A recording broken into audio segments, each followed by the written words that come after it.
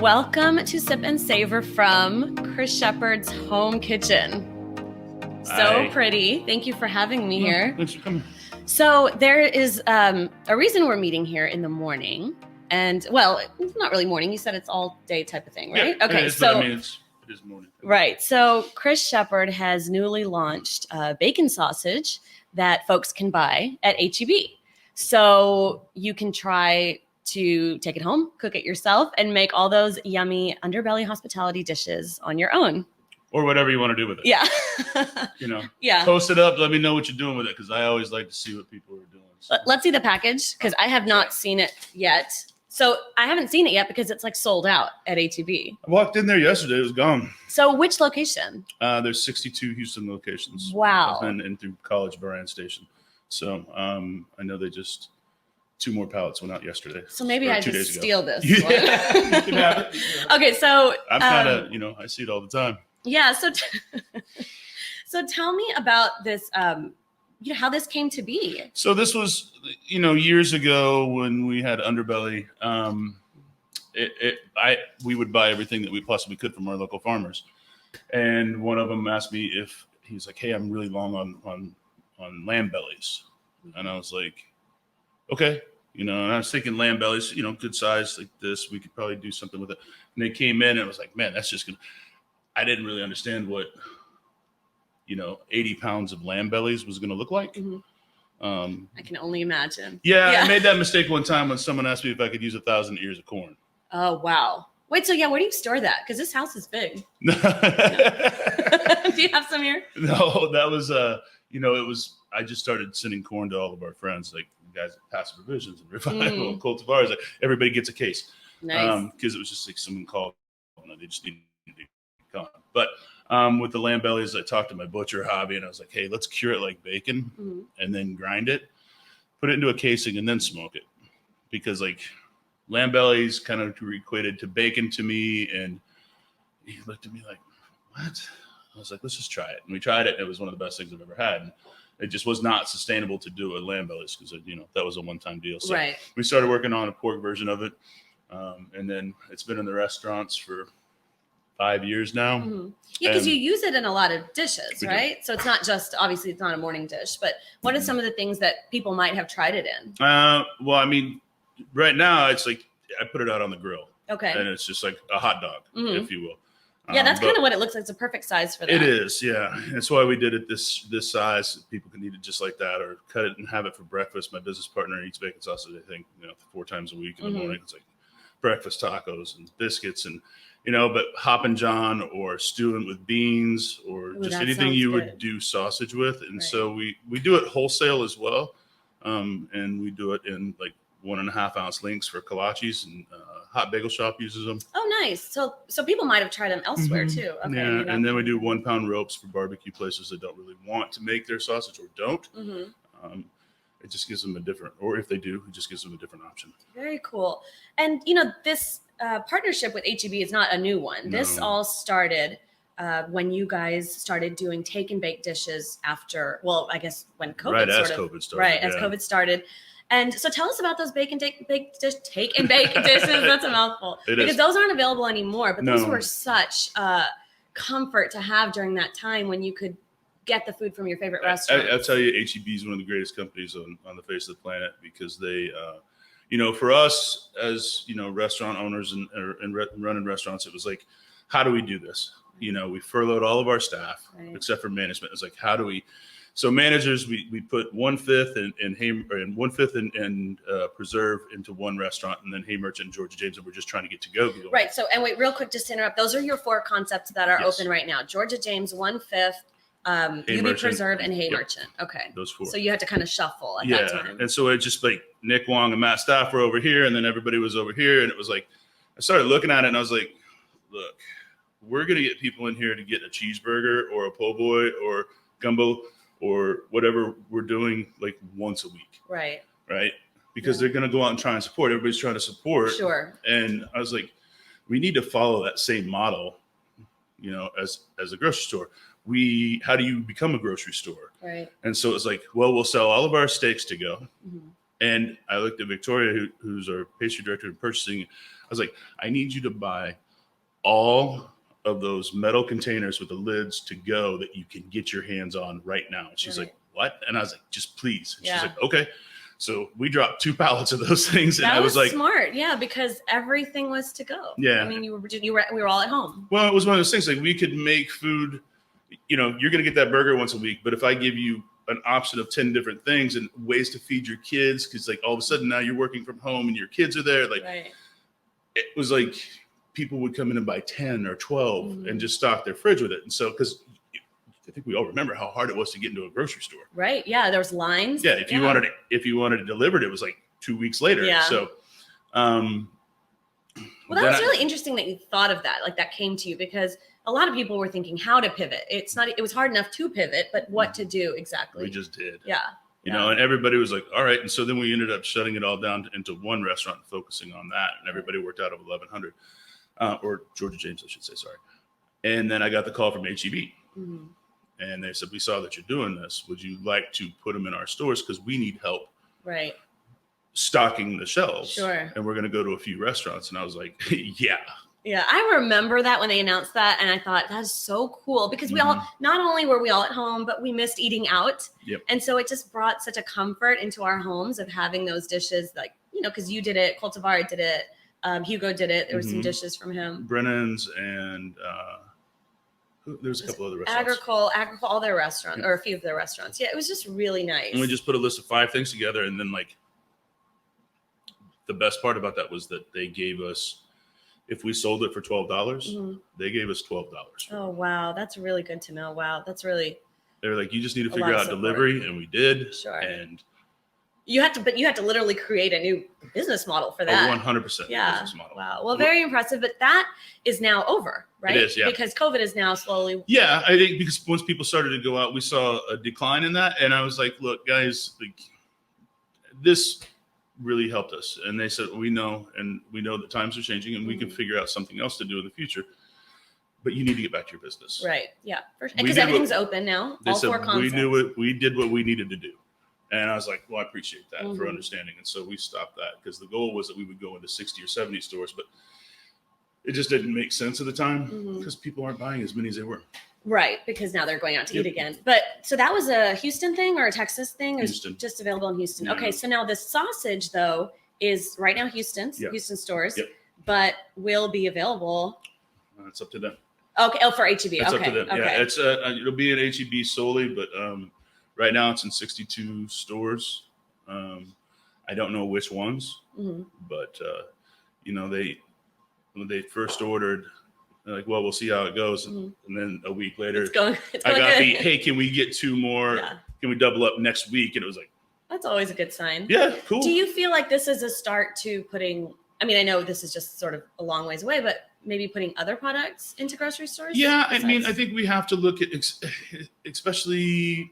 You know, what happened with last year, you have to realize that like what we do for a living, we can manipulate how it goes. Right. And having, you know, we realize that the restaurant industry in itself is a fragile eggshell, you know, when we didn't ever think it was. For sure. And then it got dropped. Right. And so like, we have to figure out how to be better and how to make more things and how to do things differently. And how to, you know, people always say like maximize your business, but also, you know, find different avenues. And so that's what all of this, I just think stimulated all of our minds into like, what else can we do? What, you know, Zooms from our house. You know, now we're going to build a studio for it. Right. Bacon sausage going into HEB. Yeah. So wait, that's interesting to me because you just told me that. So anyone who has taken a Zoom with, or signed up for a Zoom class with Underbelly Hospitality, which you guys do a lot of those. You have since COVID and you're still doing them. They're out of this house, your own house, your own kitchen. Did you build this kitchen for that reason? Absolutely not. It was just your play kitchen. Yeah, no, Lindsay and I spent 3 years building this house and, you know, putting in the things, you know, that we wanted, you know, knowing that we're not going to have kids, we're going to have a cat. Like, what are the fun things that we would do? Right. And so, you know, we put a wine room in. Right. We put a big kitchen in. Like, and those are the things. And then she's got her office in the garage instead of actually using. So it was one of those things. We built this for us. It's like your test kitchen. It worked out really well. Right. Yeah. It did. It's a great space for it. So I have to stop myself because something smells good. Yeah, it's almost there. Is that the sausage? It is. Okay, that smells really good. So we take pork and cure it like bacon, grind it, stuff it, and then pecan smoke it. And so Belleville Meat Market is the place that co-packs it for us. Okay, nice. So we worked with them a long, hard time on this, and lots of trial and error. Yeah, it's so funny that people don't know like this package, you know, like what went into it. A lot of heart and a lot of time. It was literally, we just hit 2 years. It was 2 Easters ago. We were out in Belleville, and I went by.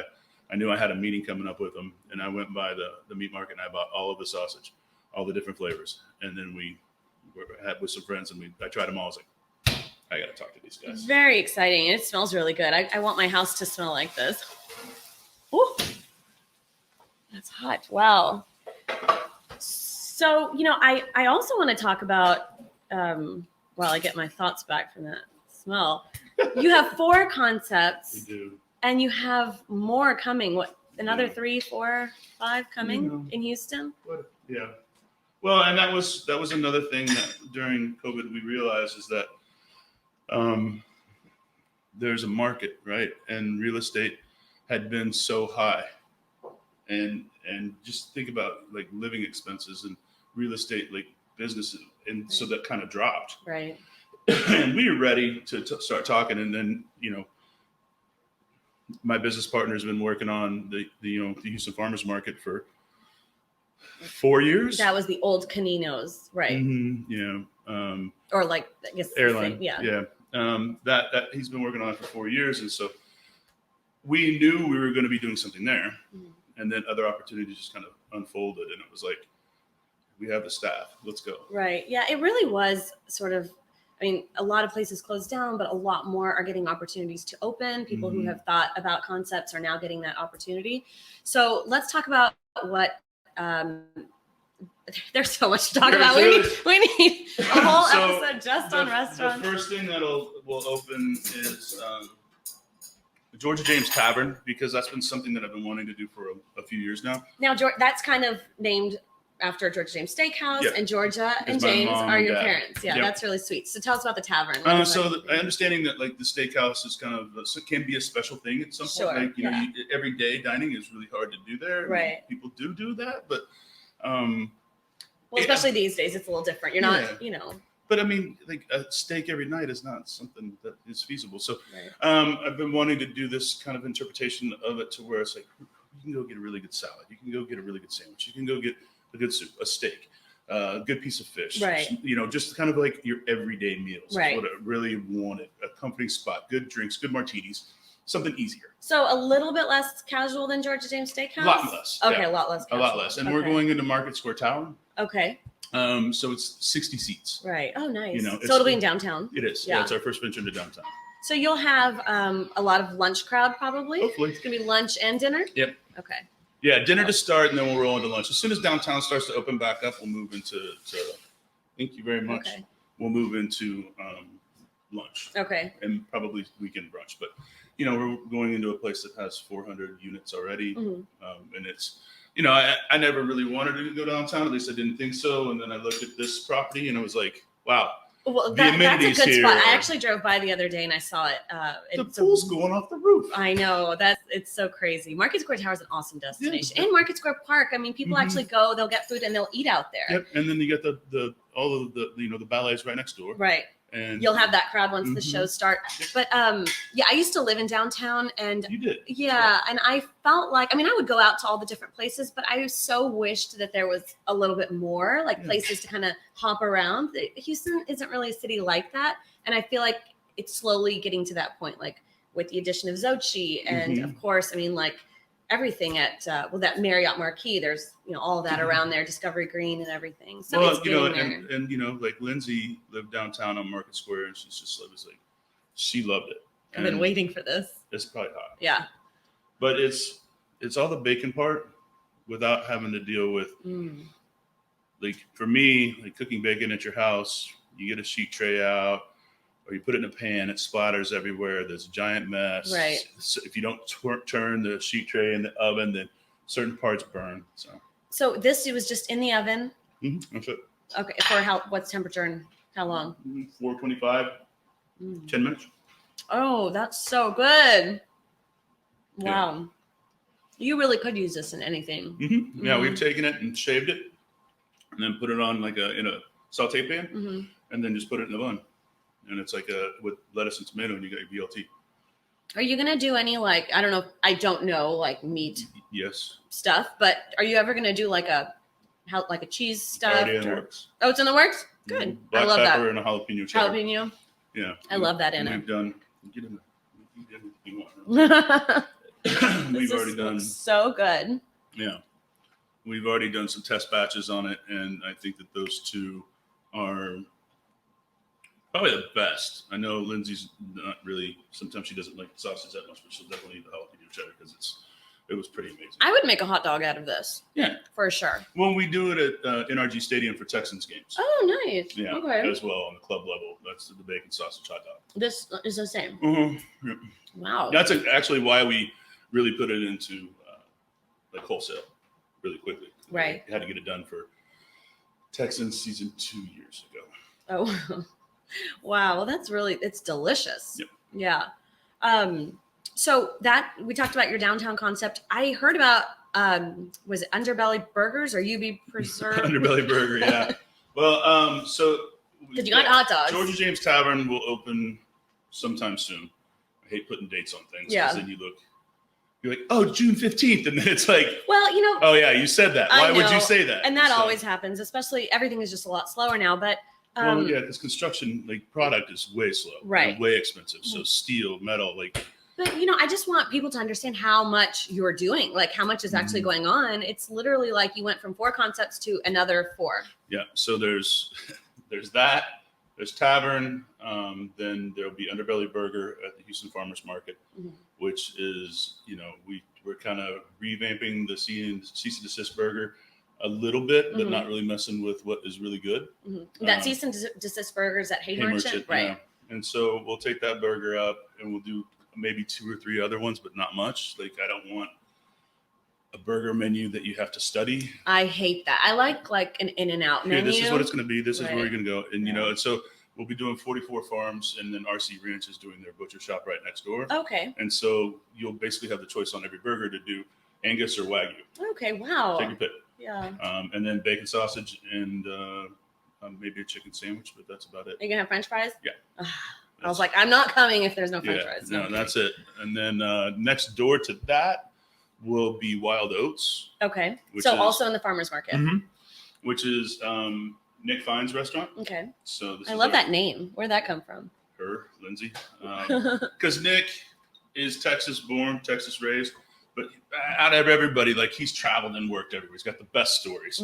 From working in Scottsdale and trying to become his original job, he wanted to become a park ranger at Yellowstone. Okay. And they basically were like, what are you talking? He drove up there to get a job. And this is before he started cooking. And they're like, what are you doing? This is the most coveted job ever.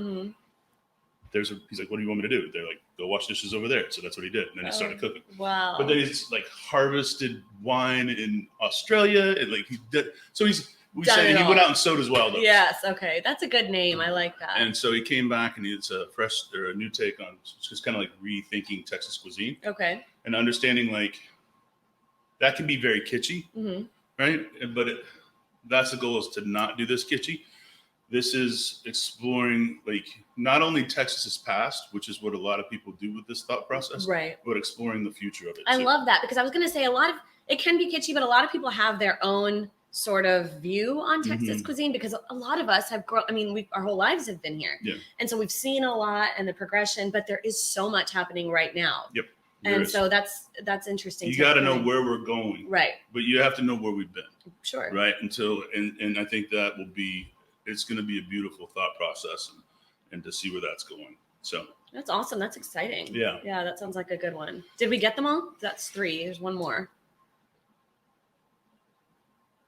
That's how you know you got too many restaurants. No, I'm like, have we talked about this one yet or not? Which one? Well, then there's the live fire concept, that's way down the road. At GID, right, West Dallas and Dunleavy. Okay, cool. We did announce that, but then there's another one.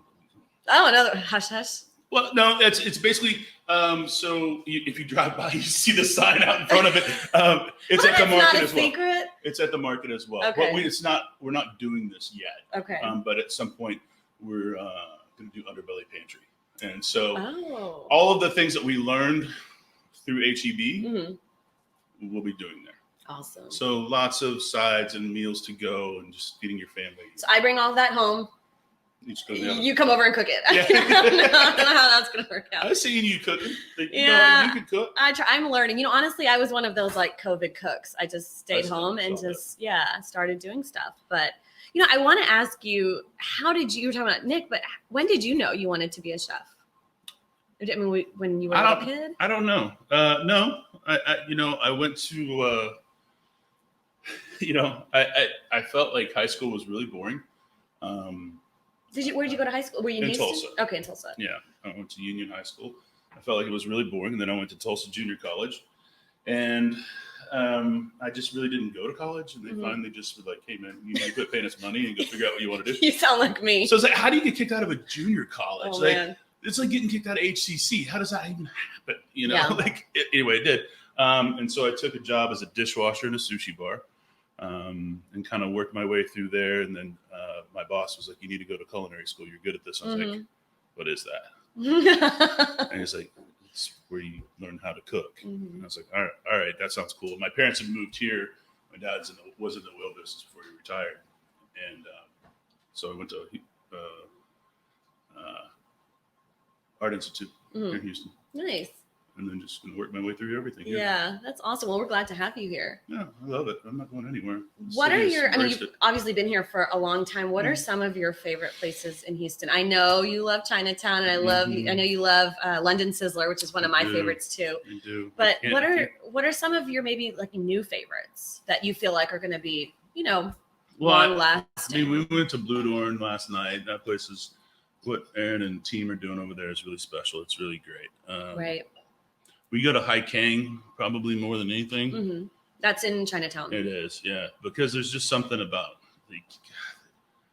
you can bring your own wine. They're so nice, and you walk in and anybody that takes care of us already knows, like, you want this, you want this, you want this, you want this, you want this, you want this. Anything different? It's like there's that feeling like that, that comfort feeling when you're there. We don't have Dungeness crab today. Okay, what else do you got? I want this. Okay, cool.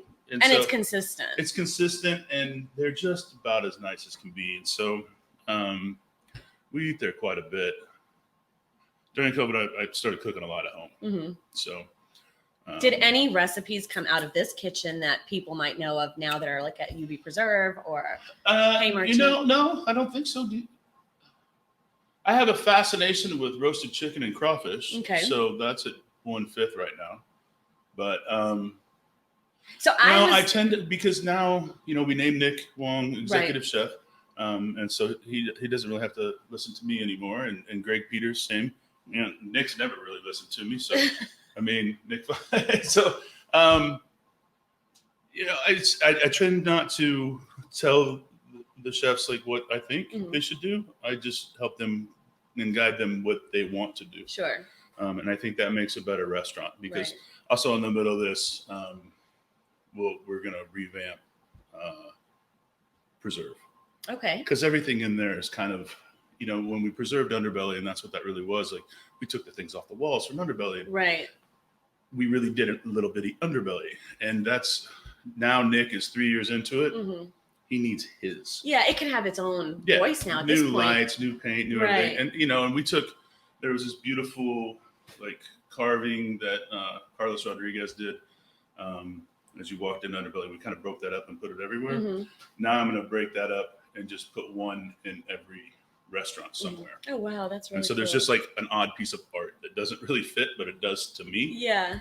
So, and that'll just signify that it's a UBH restaurant. But, I want all of our team to succeed on their own merits. Yeah, for sure. That's the difference between being a chef and sort of being, I guess, a restaurant entrepreneur. You're really guiding these people and letting them start their own, walking their own road. I want them to live their life. Right, for sure.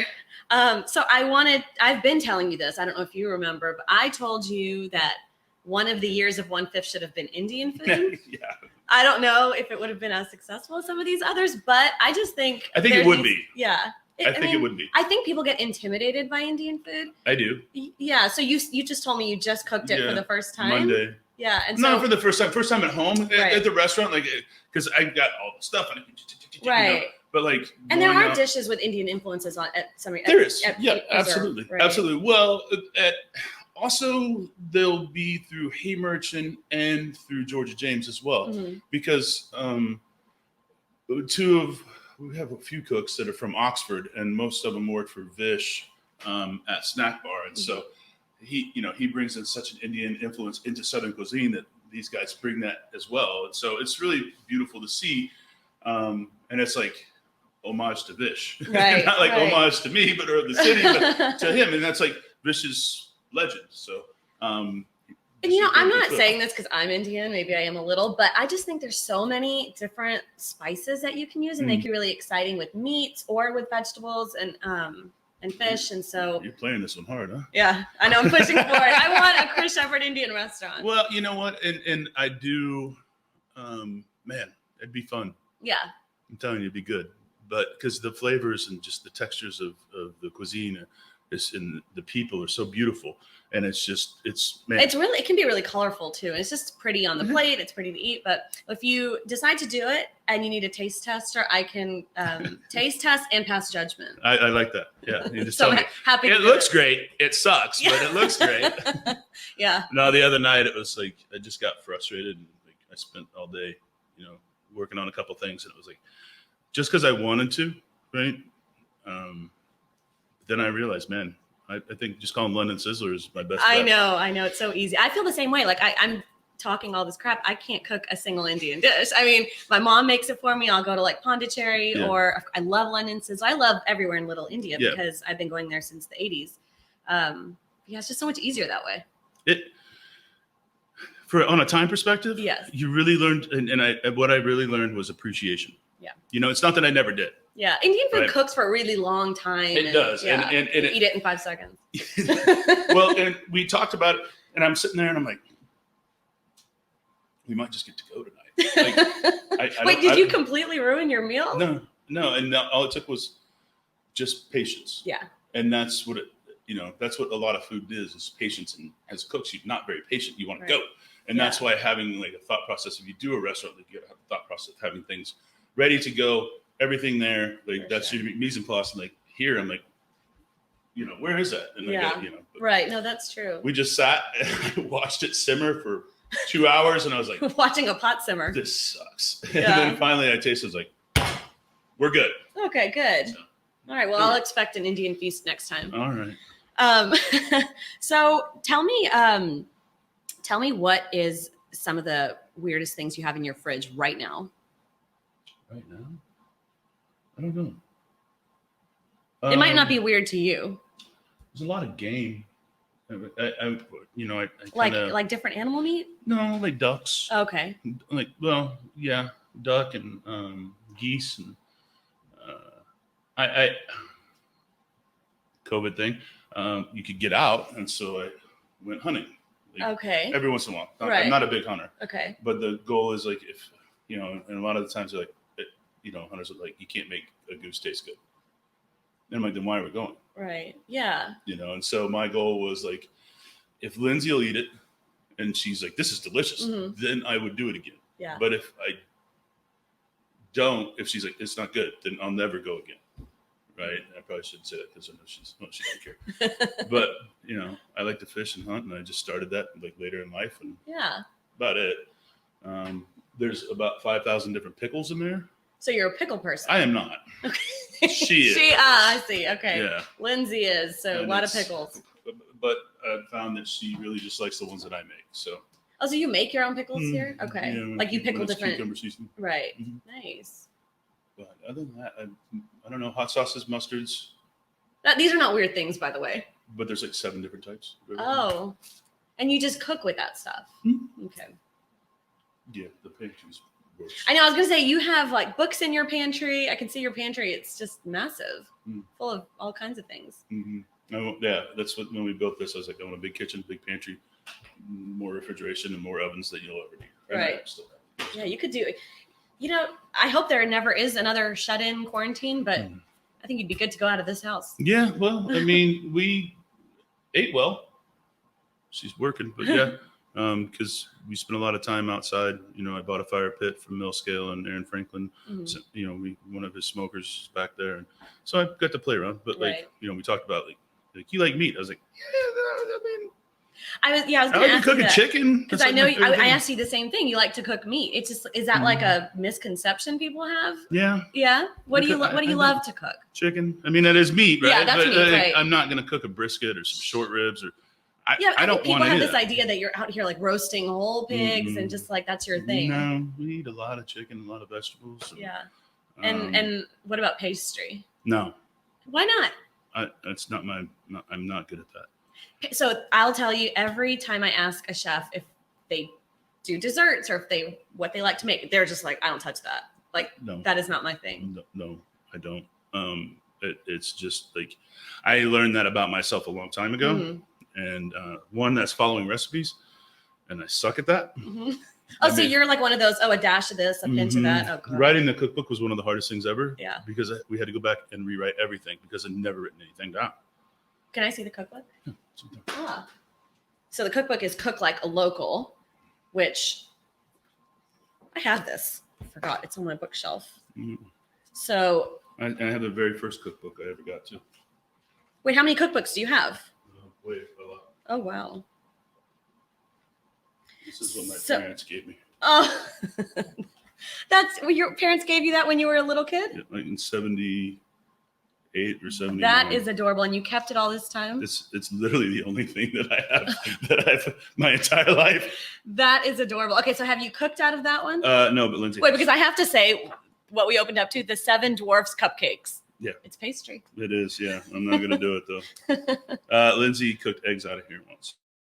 Mowgli's Hard-Cooked Eggs? Yeah. This is the cutest book. So, I try and find these. They're really not easy to find anymore, but when we have chef friends that have kids, that's our gift to them. Because how do you find this? This looks like it's been around the block. 78. Wow. This is the cutest. I mean, I sat laid on the kitchen floor and looked through that as a kid. Oh, so maybe it was meant to be that you were supposed to be a chef. Well, my mom's, you look over here and you look in there and, if you ever remember Underbelly, all the books that were there, yes. Those are all my cookbooks too. That was so charming about that. Mm-hmm. The original Underbelly in Montrose, right? No, it's like if you look at every restaurant, there's about this many books, if not more. Mm-hmm. That's because I have a small addiction. Are you a fan of reading them? Because some people like to read cookbooks, or do you like experimenting with what's inside and just playing with it? I like to look at the books and kind of like, sometimes I'll get into it. And it's like, man, that really makes me want to cook again. Right. Yeah. Really, Mr. Jew's cookbook has been the one that really got me going again. And I bought one for Nick Wong. I was like, I want to do this. Yeah. And he's like, man, relax. Yeah, it really, I like to read them sometimes just to see what ingredients go together so I can learn to do it later. But it just makes you want to get up and get in the kitchen. It really does. It doesn't take me very long for that to happen. Yeah. Well, yeah, over here. But this one, I just opened up to this. There's so many good recipes in here, but this one, grilled shrimp soba noodle salad. Mm-hmm. See, that's stuff that you can totally eat at home. But this is the stuff that we'll eat. Yeah. So you're not always eating like extravagant Georgia James plates. No. This Korean fried chicken looks good though. Yeah, I don't do that. Not here. I don't make fried chicken at home. Like that's one of those that's just a lot. Right. It seems like. So how much sausage have you eaten in the last 2 weeks? That. Just that? Mm-hmm. You're kind of like, that's work. I want to eat chicken. Yeah. I don't. At a certain point, no. Yeah. I don't know. I try not to do that. But if we cook a chicken or something I love the live fire aspect of things. Right. If we have the time, we'll go out there and do that and have some people over, a couple friends. Right. Well, that's fun. Chicken, sausage, bunch of sides. Well, that sausage is delicious. Because I made Thanksgiving dinner on Sunday night. Like a full feast? Well, the things that I wanted. Well, so I'm lazy. Okay. And so I got one of Fuge's barbecue smoked turkey breasts, and I just made this like The sides. 3 sides. So what kind of like sides are you? Because Baked spinach casserole because that's what Lindsay likes, That's a good one. and then mashed potatoes gravy because that's what Lindsay likes. Classic. What do you like? I made stuffing. You like what Lindsay likes. Yeah, That's but I know sweet. it's going to get eaten. Yeah. Because on Thanksgiving, like, you cook for people, you don't really want to do it. Like after I cook, I don't want to eat it. Right. No, I know. I felt the same way when I would work like bartending.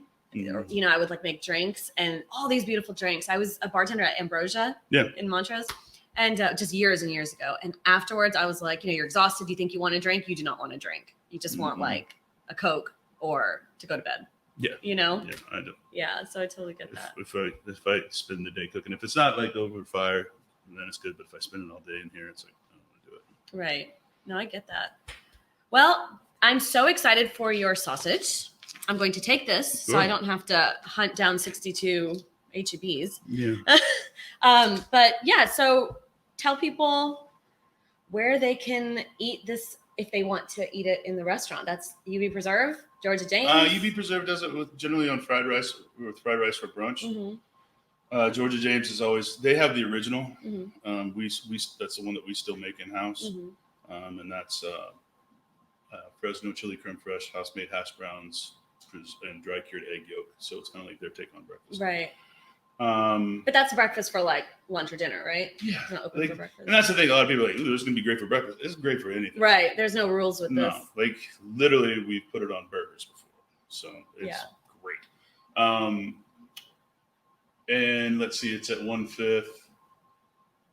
He's doing a Hoppin' John with bacon sausage right now. And before we finish things off, for anyone who needs to know about this, if they don't know already, can we give a little shout out to Southern Smoke? Yeah, absolutely.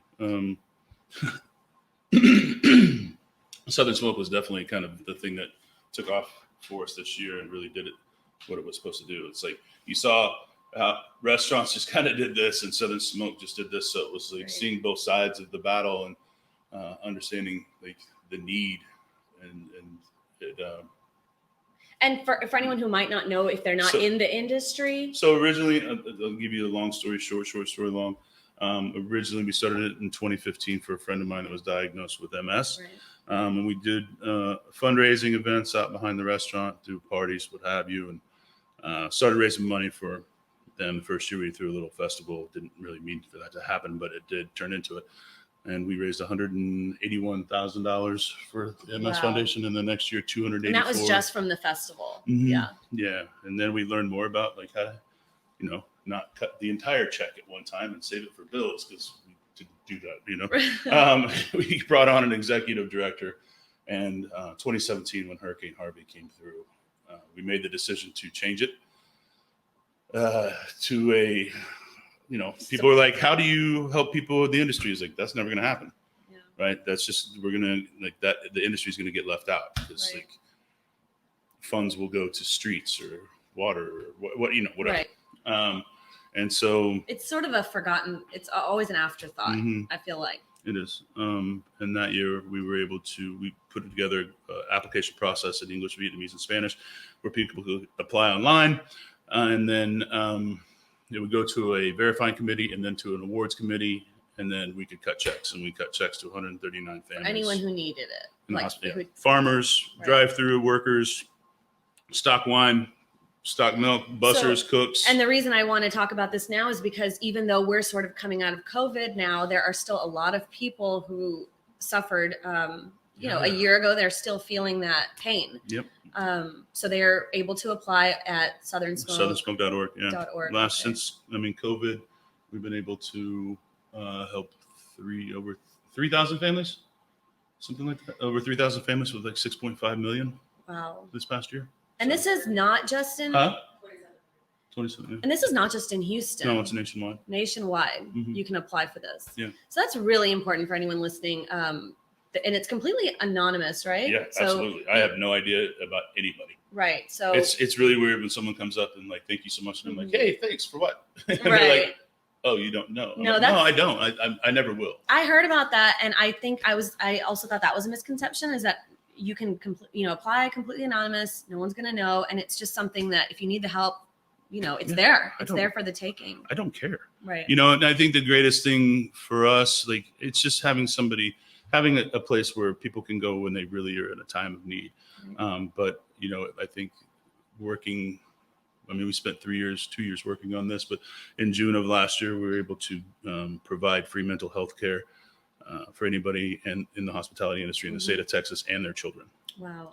So working with Mental Health America, University of Houston, and now Methodist.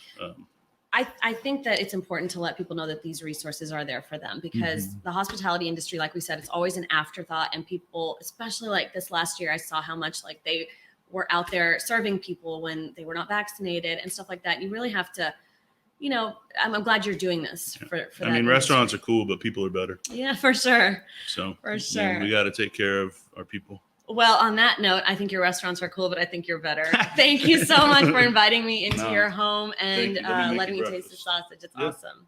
Awesome.